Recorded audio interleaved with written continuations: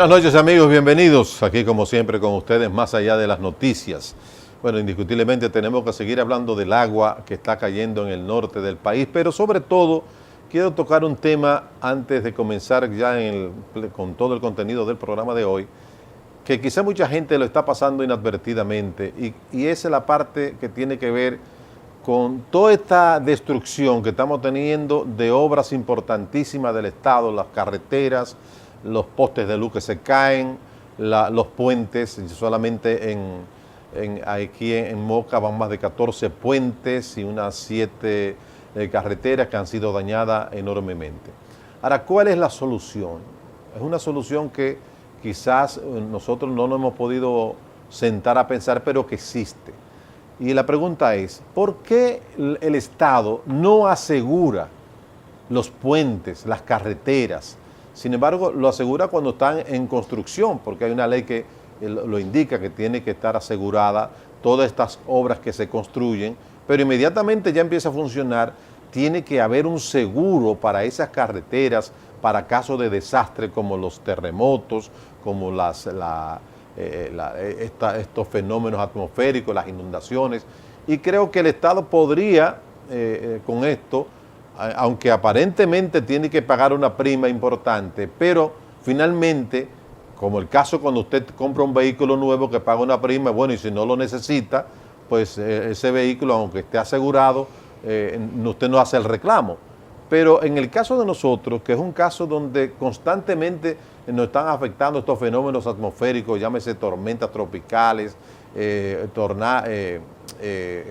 huracanes, ciclones, inundaciones, pienso que el Estado debería estar ponderando esta posibilidad de asegurar los puentes, las carreteras, la parte que son más vulnerables cuando se producen los fenómenos atmosféricos. Y entonces uno ve, por ejemplo, en el caso de las carreteras, que ponen barandillas nuevas y al poco rato esas barandillas están que parecen una culebra de gente que choca y como es el Estado que tiene que reponerla, entonces eso se queda tiempo y tiempo, a veces inclusive con parte de esa barandilla que entran casi a la carretera, como el caso de la 6 de noviembre, que a veces las barandillas que ponen para separar una vía de la otra, chocan, las rompen, las doblan, y eso se queda por tiempo indefinido ahí. Si eso estuviera asegurado como debería de ser, inmediatamente se daña una de estas cosas por un accidente o por lo que sea, pues entonces tiene que reclamar al seguro y el seguro tiene que reponer eso. Entonces no sé por qué aquí no se ha pensado en esa posibilidad como existe en otros países. Una tormenta, un huracán tumbó un puente, viene una crecida que tumbó el puente. Bueno, ese puente está asegurado. Bueno, pues entonces ese puente lo repara conjuntamente la compañía de segura con la reaseguradora, que es la que se encarga también de darle la respuesta a eso. Entonces podríamos tener a un Estado con menos carga, porque por ejemplo en el caso de ahora, lo que está sucediendo en Moca y lo que está sucediendo en Puerto Plata y toda esa zona por allí, estamos hablando de que ya según el propio senador de Moca, estamos hablando de más de 1.000 millones de pesos en pérdidas, nada más en Moca, solo en Moca, en la provincia de Payá. Y eso que todavía los pronósticos que hay es de que las lluvias van a continuar. Ayer estuvo lloviendo, hoy ha estado lloviendo. Lo que dice meteorología hoy todavía es más espeluznante. Habla de que los próximos 3 meses seguirán las lluvias, sobre todo en esa zona, porque es que los frentes fríos, que para esta época del año vienen de Estados Unidos, de esa zona, que entran por el Atlántico, donde más van a afectar es precisamente Puerto Plata y toda esa costa atlántica. Es decir, 3 meses todavía nos quedan de agua. Y miren cómo apenas tenemos 2 semanas, fundamentalmente 2 semanas que ha estado lloviendo, y mire ya cómo va la situación por esa parte del país. Si nosotros tenemos que esperar 3 meses, como dice el predictor de meteorología, que esos frentes van a seguir entrando y van a seguir produciendo lluvias y aguaceros, yo no sé lo que podría pasar. Por eso yo creo que eso es un punto que yo entiendo que debe ponderar el gobierno, que aunque inicialmente se pueda pensar que es una cuota bastante elevada, al final de cuentas el que va a pagar eso va a ser los seguros y las reaseguradoras. Es decir, creo que es un tema que hay que empezar a ponderar. Es como cuando usted compra una casa nueva o cuando usted asegura un negocio que usted tiene por incendio o cualquier situación que pueda pasar. Cuando usted se le quema un negocio, que usted tiene 50 millones de pesos invertidos allí, eso le da mucha tranquilidad el saber que esos 50 millones usted no los va a perder porque usted tiene un seguro que usted paga anualmente, que aparentemente puede ser mucho, pero usted tiene la garantía allí de que esa inversión que usted tiene allí no se va a perder. Igual cuando usted compra un carro nuevo, o que usted compró un carro que le costó 3 millones de pesos, pero tiene que pagar una prima de 150,000 pesos por ese vehículo, o X. Es mucho dinero aparentemente, pero cuando usted tiene una pérdida total de que el vehículo se le daña o por cualquier accidente, por cualquier cosa, es muy tranquilizador saber que ahí tiene un seguro que le va a devolver ese vehículo tal cual usted lo compró. Es decir, o cuando usted tiene un choque, ¿no?, que el vehículo se le destruye, o una parte del vehículo, saber que usted no tiene que sacar un solo centavo de su cartera para reponer el daño y ponerle todas sus piezas nuevas. Entonces yo no sé por qué el Estado no hace lo propio con obras importantes. Vamos a pensar que no van a hacer todas las obras, pero obras importantes de carretera, en las vías públicas, en puentes. Es decir, ahora yo no sé cuánto se va a contabilizar la cantidad de dinero que estamos perdiendo nosotros, porque lo malo de estos fenómenos es que empobrecen a los pueblos como la República Dominicana, los empobrecen, porque tenemos que volver a reinvertir todo ese dinero para volver a poner más o menos como estaba antes de que esto sucediera. Y estamos siendo afectados ya por el fenómeno de la Niña, lo que indica que nosotros vamos a tener mucha agua durante un tiempo. No sé cuánto va a durar, 1 año, 2 años, 3 años, el fenómeno de la Niña, pero tenemos que irnos acostumbrando a esta cantidad de agua. Entonces, todos esos daños, esa reinversión, esas carreteras, esos puentes, van a estar sometidos a esta posibilidad de ser destruidos de nuevo. Entonces, creo que el gobierno debe pensar seriamente en ver cómo garantiza la inversión que hacemos todos los dominicanos, porque no es el gobierno que la hace.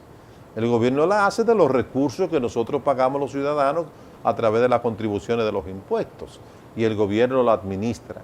Entonces hay que ver la cantidad de dinero que haya que pagar a la aseguradora y reaseguradora, no es importante, pero hay que garantizar esa inversión. No se puede quedar para que el dinero que tiene el Ministerio de Obras Públicas para hacer otras obras tenga ahora que desviarse, dejar aquello, paralizar aquello para poder dar respuesta a esto. Aunque hay un fondo, todos sabemos que hay un fondo para estos tipos de eventos, pero es insuficiente para la cantidad que hay que invertir. Yo creo que en vez de tener ese fondo, vamos a pagar un seguro y vamos a garantizarnos que cuando hay un puente, una barandilla o algo que se dañe en la carretera, esto pueda ser reparado en el menor tiempo posible y que eso no tenga que salir del fondo ni del presupuesto del gobierno de ese año. Lo que habría que poner en el presupuesto del próximo año o cuando sea, es esa cuota, esa prima que hay que pagar para resolver los problemas que puedan ocasionar cualquier fenómeno atmosférico, que estamos sujetos a esto todo el año. No es la temporada ciclónica, es en todo el año. Fíjense que la temporada ciclónica termina en el 30 de noviembre, pero meteorología está hablando de 3 meses más de agua. Estamos hablando hasta enero, cuando empiece ya la temporada seca. Vamos a esperar a ver. Es una situación que tenemos que buscarle una respuesta, porque el Estado no puede estar sacando de manera imprevista toda esta cantidad de dinero que hay que buscar ahora para resolver los problemas de carreteras y puentes que se han ido. Se podría concentrar más ya en la parte que tiene que ver con las obras que tiene que reconstruirle a ciudadanos que han perdido su casa, que han perdido dónde vivir, entonces tendrían más recursos para dedicarlos a eso. Vamos a la pausa. Tenemos como siempre aquí a nuestro buen amigo Joaquín Ramírez, que está con nosotros para compartir el programa. Ya regresamos.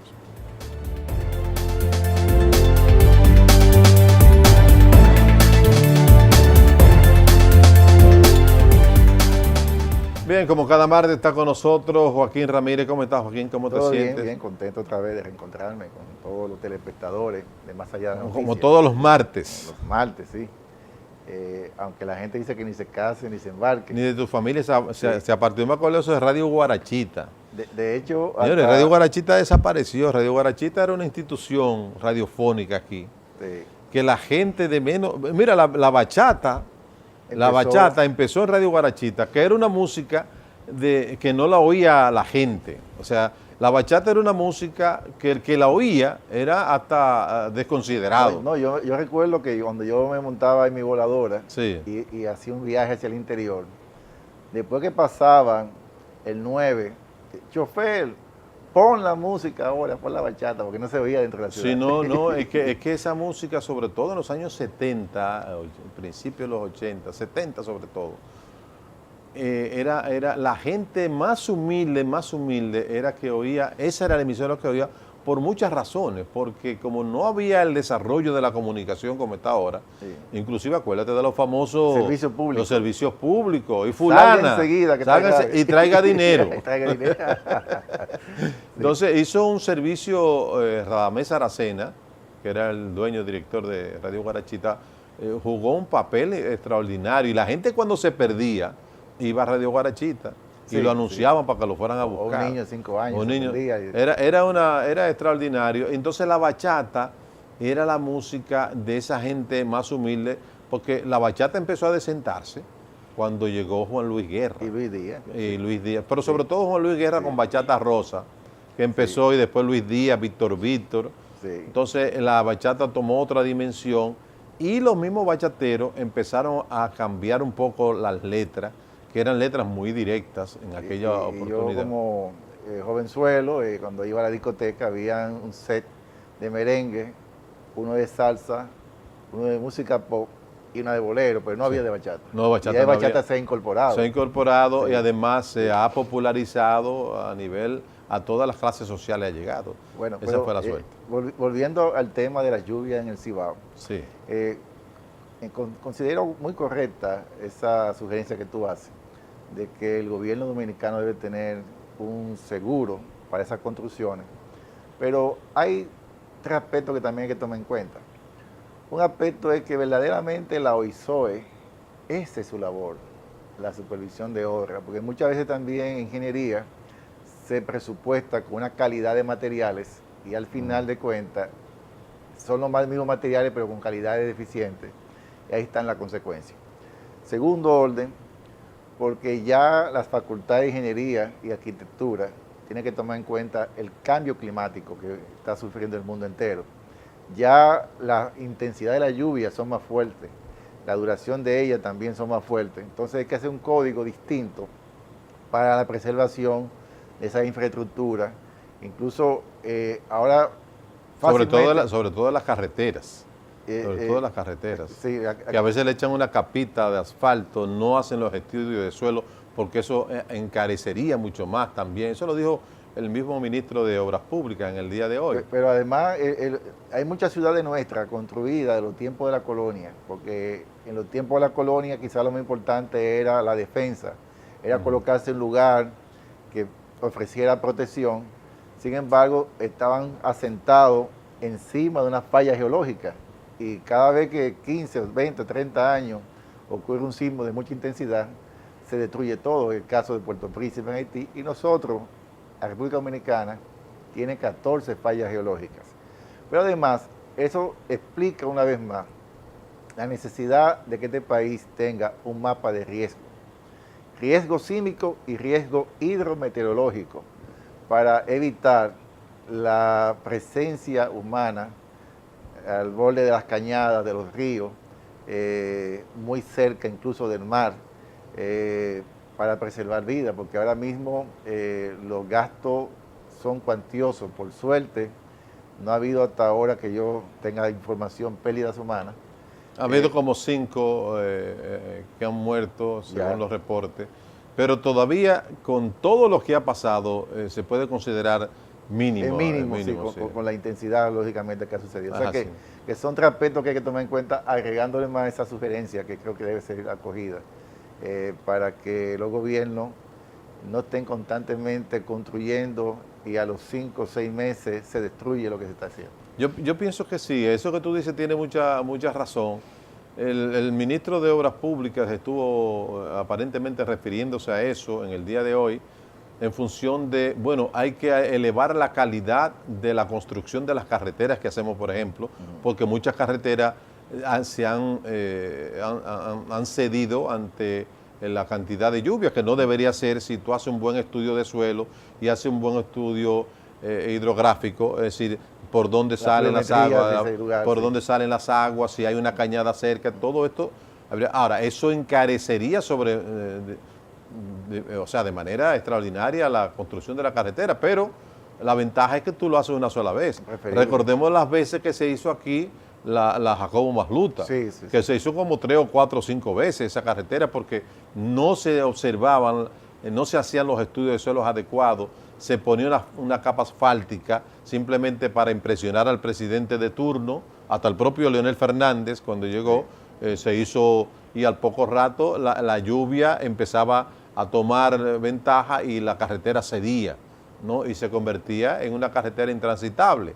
Y había que volver otra vez a desbaratar esa carretera y hacer lo mismo. Entonces yo creo que debemos pensar, como tú dices, en eso. O sea, hacer una carretera bien hecha, hacer un puente bien hecho, tomando en cuenta que ya pueden en cualquier momento venir una gran crecida, porque nosotros teníamos años que no veíamos, yo creo que desde Noel y Olga no se veía lo que está pasando por Moca y lo que está pasando por Puerto Plata y esa zona del país, cuando vinieron estas dos tormentas que anegaron prácticamente el país entero. Pero eso ya con este fenómeno de la Niña, que lo que trae mucha lluvia, tenemos que ir pensando que eso puede venir cada cierto tiempo. Y tomemos en cuenta que Olga fue después de la llamada temporada ciclónica. Sí, porque fue en diciembre. Fue en sí. diciembre. Sí. Posteriormente a la temporada ciclónica, porque fue por esos frentes fríos que vienen, que ahora, por ejemplo, ahora se convierten en lluvia, porque se combinan con el calor todavía que tenemos del verano, con esos frentes fríos, y eso lo que hace es que empiezan a caer torrenciales aguaceros. Una condensación. Sí, entonces eso hay que observarlo, pero también deja en evidencia la mala calidad de muchas de las construcciones nuestras. Yo no quiero ni pensar con un pequeño temblor lo que podría pasar aquí, con muchas escuelas, con muchos de estos puentes que están sujetos aparentemente de manera muy frágil, o no se ha observado el OISOE, como tú dices, que es la oficina supervisora de obras del Estado. Constructora, supervisora. Y constructora, supervisora, sí mismo. Sí, es la supervisora de obras del Estado. Entonces, aparentemente no está haciendo su trabajo, y eso que inclusive el mismo Ministerio de Obras Públicas regularmente contrata a una compañía para supervisar, sobre todo cuando son las grandes obras. Pero algo está fallando allí, porque no es posible que se ceda tan fácil y veamos que lo que hay es una pequeña capa asfáltica, que no hay una estructura en la carretera, sobre todo, de donde se pone esta capa, que se dé tan fácilmente. Digo, fácilmente, hay que tomar en cuenta también que esto ha sido inusual, la cantidad de agua que ha caído. Sí, no ha sido la lluvia común y corriente. Sí. Estamos viviendo... Pero indiscutiblemente que hay que haber una supervisión. Y hay que darle, incluso, ya que no estoy hablando de lluvia, sino la parte sísmica, que hay una oficina que existe, se llama Oficina Nacional de Evaluación Sísmica, ONESVIE. Sí. Y esa oficina hay que darle los fondos suficientes para que por lo menos supervise las escuelas y los hospitales públicos donde hay una gran concentración de personas. A mí lo que me preocupa es las escuelas, la construcción de las escuelas con todos estos que se ha estado haciendo muy bien hecho por el gobierno, de los concursos, que no son las grandes compañías de ingenieros, que no por esto quiere decir que lo hagan mejor que los otros, porque eso no tiene que ver con eso, el conocimiento lo tiene el ingeniero en su formación, pero hay que chequear, hay que aprovechar para chequear esto, sobre todo la parte del agua, porque lo que estamos viendo aquí es la parte del agua. Ahora mismo son las aguas. O sea, de dónde están los desagües, por qué se han estado inundando, dónde que están colocadas esas escuelas que no se vigiló precisamente la posibilidad de la inundación en un momento de mucha lluvia como el que está aconteciendo ahora. Yo creo que esto nos tiene que dar una enseñanza de muchas cosas para el futuro, para tomar en cuenta, sobre todo para la construcción de nuevas escuelas, porque fíjate una cosa, cuando hay tormenta, hay ciclones, la gente corre para las escuelas a refugiarse. Sí. Entonces, eso podría ser un peligro. Es decir, todas esas cosas yo creo que es interesante que empecemos a verlas y empecemos a tomar medidas con relación a esto.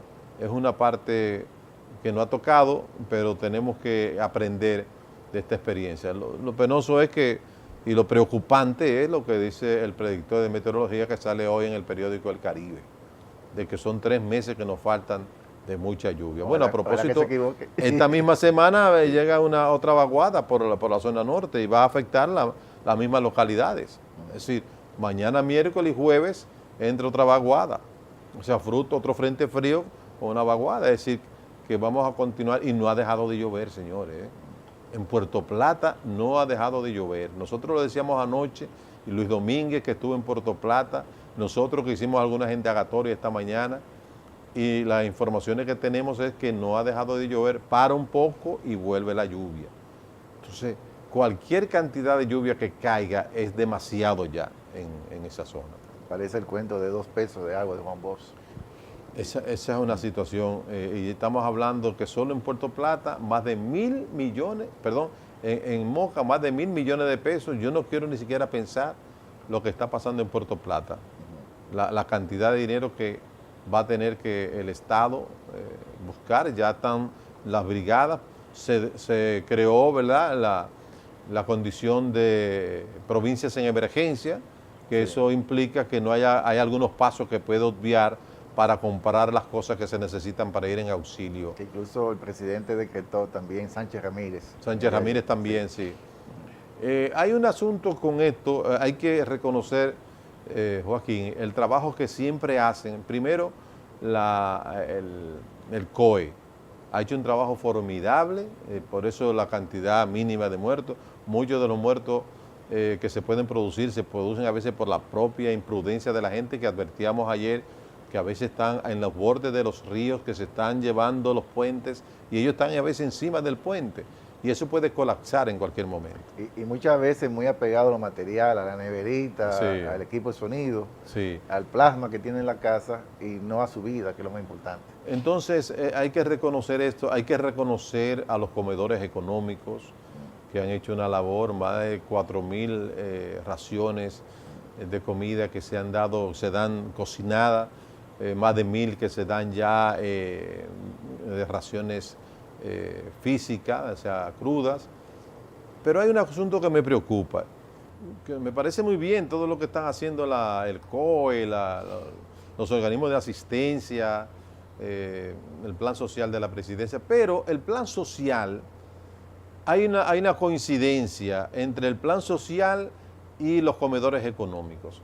La función fundamental de los comedores económicos es la alimentación, dar comida tanto cocinada como la lleva, como cruda. Pero entonces el plan social también está dando comida.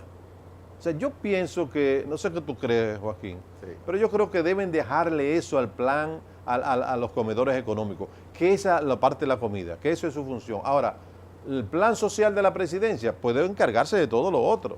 Es decir, la frisada, los colchones, la sábana, las neveras, las estufas que quieras regalar o que quieras reponer a esa gente que lo perdieron. Hay muchísimas cosas que puede hacer el plan social, pero porque si da comida el plan social y da comida los comedores económicos, tanto cruda, porque el plan social me imagino que la da cruda nada más, entonces puede haber una dualidad, hay una dualidad y la gente se puede estar alguna gente aprovechando de eso.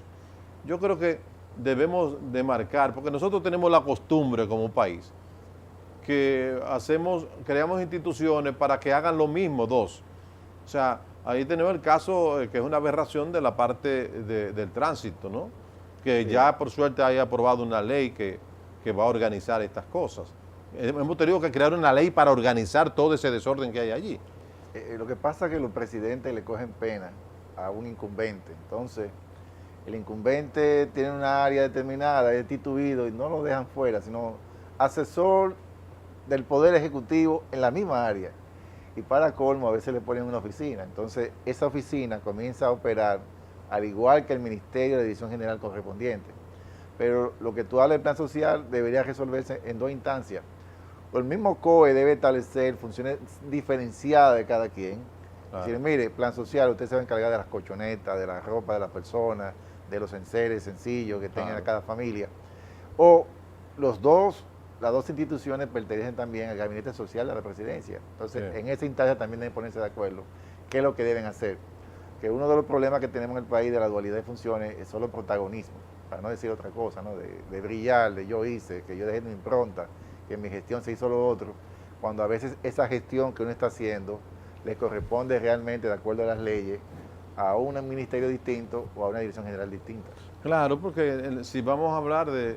Entonces, yo pienso que se puede perder mucho dinero, porque, bueno, siempre la gente puede necesitar alimento, pero vamos a demarcar muy bien las cosas y que todos los recursos que pueda administrar o disponer el plan social de la presidencia sea precisamente para esa parte de las colchonetas, porque van a necesitar mucho. Incluso, o sea, mucha gente, estamos hablando de más de 50 casas destruidas y más de 100 y pico de casas afectadas. Cuando hablamos de casas afectadas, estamos hablando de casas que los muebles y todo lo han perdido.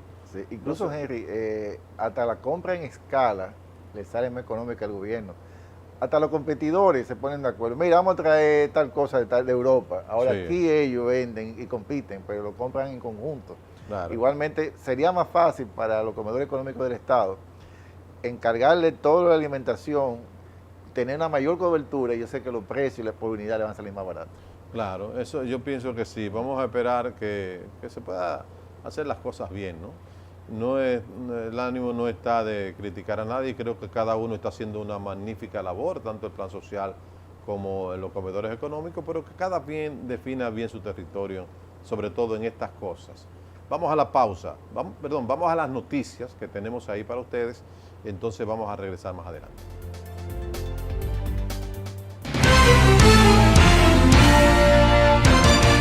El ministro de Obras Públicas dijo que no es fácil pedir paciencia ante la situación de emergencia que se encuentran los residentes en las comunidades afectadas por las inundaciones, tras indicar que a los lugares que no han llegado los equipos y personal, que tengan un poco de paciencia, que llegaremos.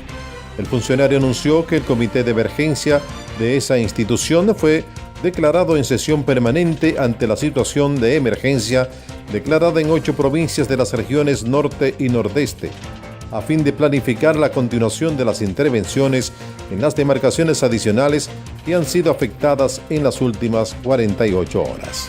El gobierno de Costa Rica reanuda desde hoy la deportación de ciudadanos haitianos en situación irregular, deportaciones que fueron suspendidas hace un mes y medio por la emergencia que sufrió Haití con el huracán Matthew, informó oficialmente el gobierno costarricense. Un grupo de 6 ciudadanos haitianos que se encuentran en situación irregular y no se presentaron para normalizar su estatus será el primero en ser deportado, según un portavoz de la Dirección General de Migración y Extranjería. Este mediodía, agentes de la Policía Nacional y encapuchados se enfrentaron a pedradas y bombas lacrimógenas en la Universidad Autónoma de Santo Domingo UAS. De acuerdo a las informaciones ofrecidas por los manifestantes, quienes dijeron que no pertenecen a ningún grupo estudiantil, la protesta se debe a que mañana se conocerá el presupuesto nacional para el año 2017 y que la Comisión Bicameral anticipó que el aumento que exige no está contemplado. La Federación Nacional de Trabajadores del Transporte Social Cristiano y la Coordinadora Nacional de Organizaciones Choferiles aseguraron que no aceptarán presión de nadie y que mantendrán las alzas de los pasajes hasta tanto se produzca un acuerdo serio con todos los transportistas. A través de una nota de prensa, José Díaz señaló que los transportistas organizados mantendrán las alzas en los pasajes hasta tanto se produzca un acuerdo serio con totalidad de los transportistas que operan rutas y flotas vehiculares del transporte público de pasajeros y que no aceptarán presión de nadie para aplicar rebajas. La comisión que eligió anoche el Comité Político del PLD, conformada por Leonel Fernández, Reinaldo Pared Pérez y Rafael Alburquerque, se reunió este martes con la Comisión de Senadores que evalúa a los posibles miembros a la Junta Central Electoral.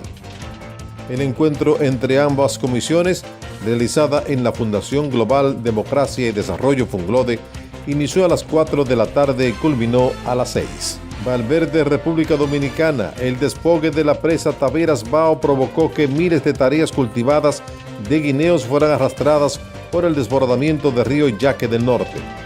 Francisco Pérez, Quique, productor afectado.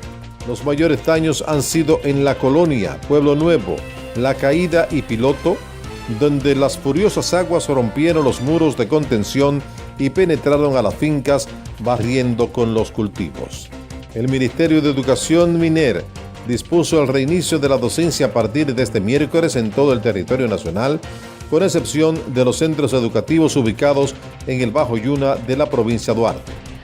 Asimismo, la institución indicó que ordenó la inmediata reparación de los planteles que resultaron afectados por los aguaceros. Señaló que los planteles educativos que están en el Bajo Yuna se mantendrán en suspensión debido a la alerta roja emitida por el Centro de Operaciones de Emergencia. El director general de la Corporación de Acueducto y Alcantarillado de Santo Domingo CAS, Alejandro Montaz, dijo hoy que con entrada en operaciones de la ampliación de la primera etapa del acueducto oriental, la institución se ahorrará más de 300 millones de pesos en energía eléctrica, ya que los tanques reguladores en acero vitrificados operarán por gravedad. Montaz manifestó que todo esto se traduce en beneficio para la CAS, tras indicar que en el Gran Santo Domingo solo el 27% de los usuarios paga el servicio de agua potable debido a que no hay una cultura de pago y sí mucho desperdicio.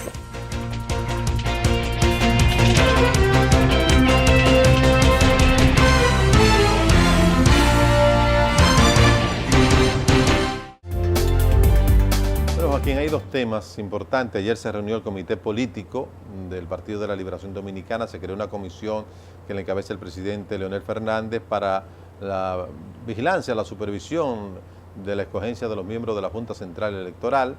Y también una declaración interesante que hizo el secretario general del Partido de la Liberación Dominicana ayer, donde hablaba de que el PLD ha perdido la disciplina y que hay que volver a la disciplina de aquellos tiempos que hizo fuerte al Partido de la Liberación Dominicana. ¿Qué te parece a ti?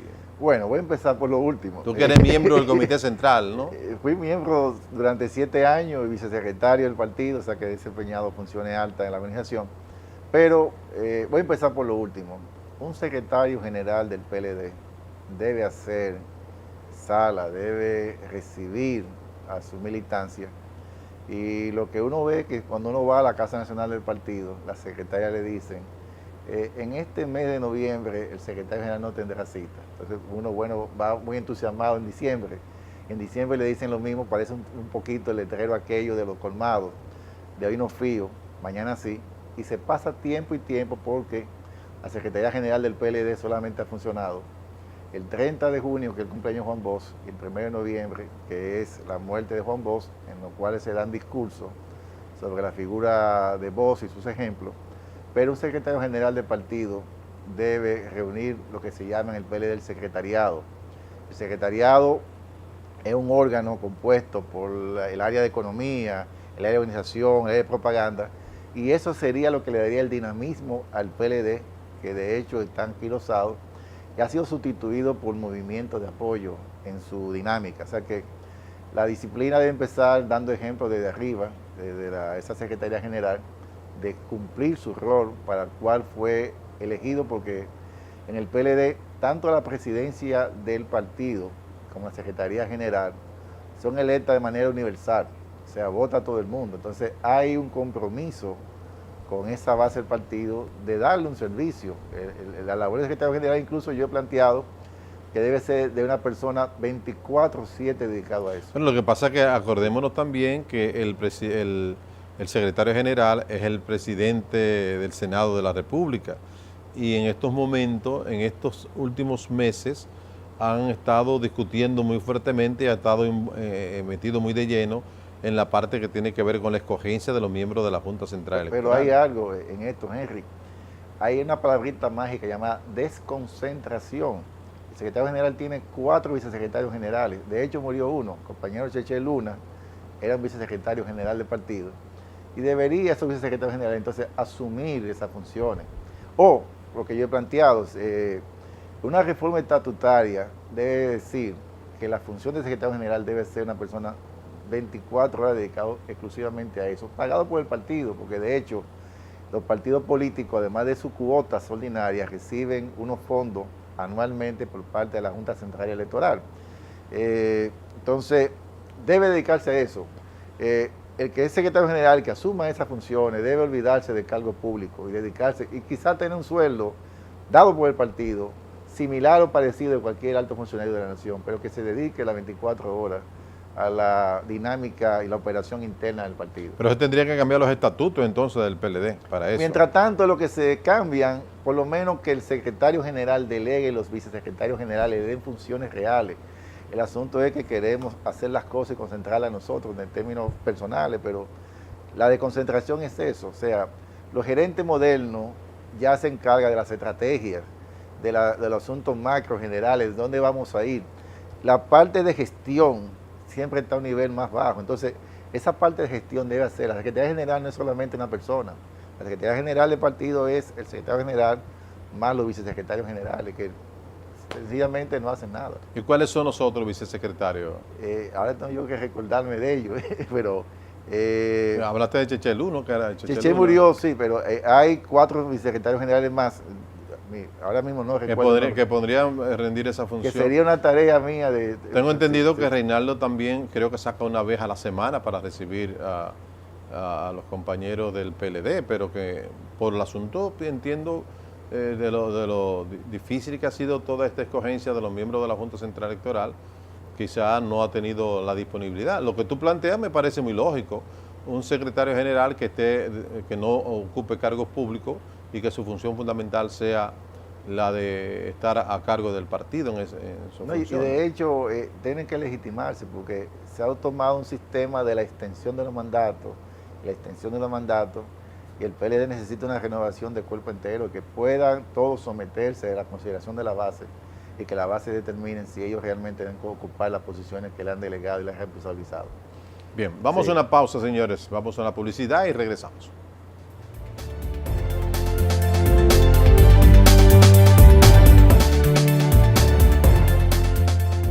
La parte que tiene que ver con la Junta Central Electoral, creo que ya mañana definitivamente serán escogidos. Se habla de algunos miembros que fueron inclusive sugeridos por el